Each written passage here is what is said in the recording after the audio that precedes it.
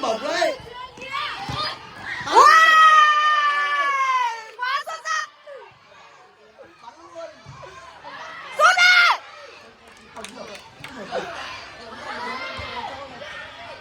Phúc kìa. Phúc kìa.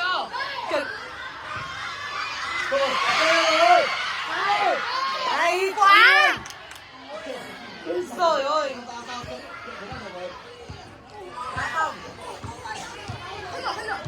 Con đập tao này. Lấy đập tay các bạn. Thấy rồi, thấy rồi. Tôi là bạn lấy luôn cái C4. Đúng rồi. 4 lực bị cút. Xem còn có ai được 4 lực.